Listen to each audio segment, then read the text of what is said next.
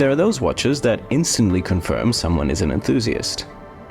In my early days of watch fanaticism, I'd spot a sub here and a Speedy there at uni campus, but I'll never forget the guy that wore this enormous watch on a shark mesh bracelet with a big crown protector and orange protrusion.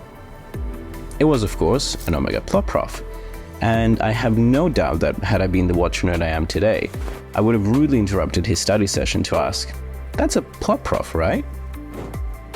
The reason for this personal retrospective is Omega's return to form when it comes to the Ploprof. Bringing back the model into their current offering is part of the Summer Blue 75th anniversary of the Seamaster.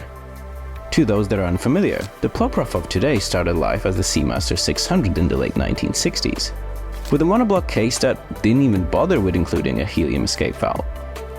Instead, the boffins at Omega engineered it so that helium wouldn't enter the case in the first place, marketing it squarely at professional saturation diving, hence the name, derived from plongeur professionnel. The big novelty of the Ploprof Summer Blue isn't just the fact that it's a return for the model, but also that it returns in its original case dimensions and monoblock construction. Since the Ploprof features the same dimensions as the 1970s original, it must mean that it's fairly compact, right? Well, quite the contrary. The original and all of its subsequent iterations were famous for being hulking beasts of a thing. So much so that Omega looked to produce it in titanium, which ultimately proved too costly due to material shortages. The Ploprof Summer Blue has that same round peg in a square hole look, measuring 55mm across, inclusive of the huge crown guard, with a surprisingly compact 45mm lug-to-lug. The thickness is also a manageable 15.5mm, but this is one of those watches where you can note the measurements down to a micron, and yet you will have no idea how they actually wear until you put it on. In perhaps a more subtle nod to the Seamaster 600, which ended up using a Comex-inspired Uranus steel, today known as 904L, the Summer Blue opts for Omega's proprietary Omega steel. The alloy sports improvise hardness, non-magnetic properties, and corrosion resistance, making it the ideal choice for a saturation diver, first used in a Planet Ocean Ultra Deep.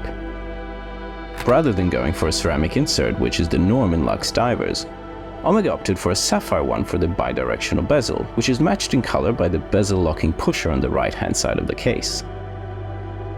Unlike Ploprofs of the past, which were all work and little play, the Summer Blue's colorway leans more into consumer tastes, foregoing bright orange accents and flat, legible dials for a blue-on-blue-on-blue look. The signature dial and bezel insert hash marks are still there, as are the broad plongeur hands, though all now follow a lovely gradient emanating from the pinion and darkening towards the bezel. Bringing it in line with the modern Seamaster divers, the Ploprof Summer Blue is equipped with a caliber 8912, an automatic, Co-Axial Meta-certified movement. It beats at an unusual 3.5 Hz and features a 60-hour power reserve, as well as what Omega calls a time zone function. All it means is that the user can adjust the hour hand in single-hour increments without stopping the watch. Pretty neat. You won't be seeing any of its arabesque striping, however, as the aforementioned monoblock case has no display caseback to speak of, instead sporting a Poseidon scene surrounded by a ridge ring. This could be another nod to the original, where the ridges were meant to hold the case in place on the wrist. The Omega Seamaster Ploprof 1200M Summer Blue will be available from November 2023 onwards, with a price of 23,650 Australian dollars, or 12,500 Swiss francs. Is this the return of the Ploprof that you expected? And which other models would you like to see Omega bring back? Let us know in the comments, and make sure to leave a like for more videos like this one.